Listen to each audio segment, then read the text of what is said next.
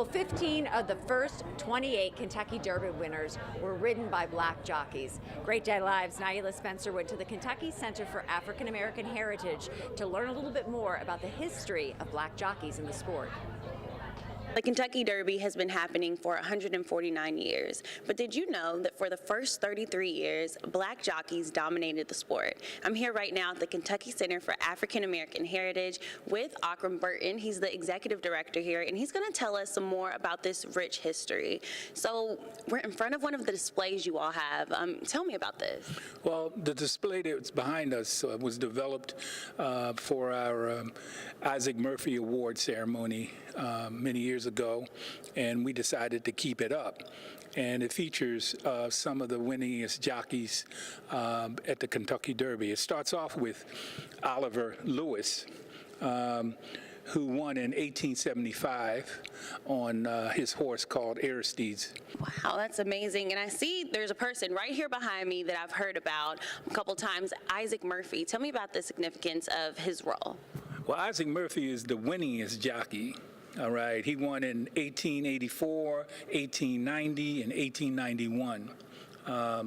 And so when you think about, Isaac Murphy, he's kind of like the epitome of horse racing amongst black jockeys. So we're moving down the timeline, and right now we're at 1896 and learning about Willie Sims. So tell me, why is he significant? Well, Willie Sims, he won two derbies, all right, in 1896 and 1898, all right, aboard what is called Ben Brush, and then atop Plutit.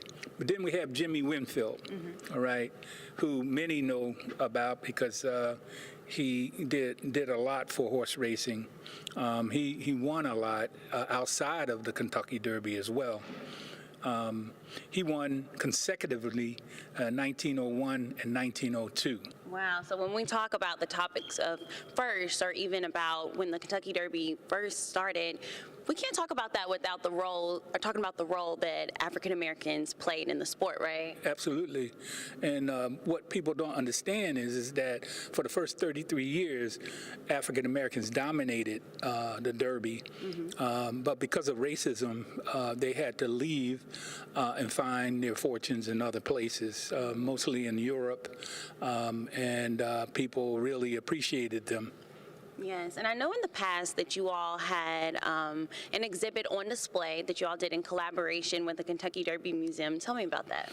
Yeah, that exhibit is And They're Off, and that was an exhibit that was developed by the Derby Museum, and I was one of the consultants along with others, and the agreement was that the Derby Museum would show the exhibit, and once they were finished, that we would receive the exhibit.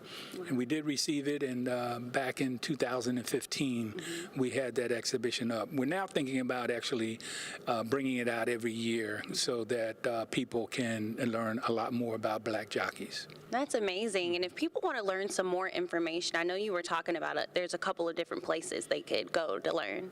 Yeah, well, the first place is the Derby Museum. They have an excellent exhibition that they just mounted there, and I would really advise people to go. It's a wonderful resource.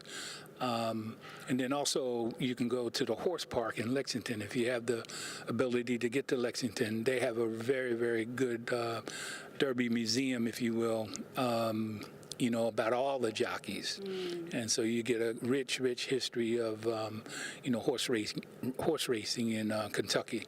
You know, if people want to learn more information about the Kentucky Center of African American Heritage, or even about this topic, you can also head over to their website, which is at the bottom of your screen.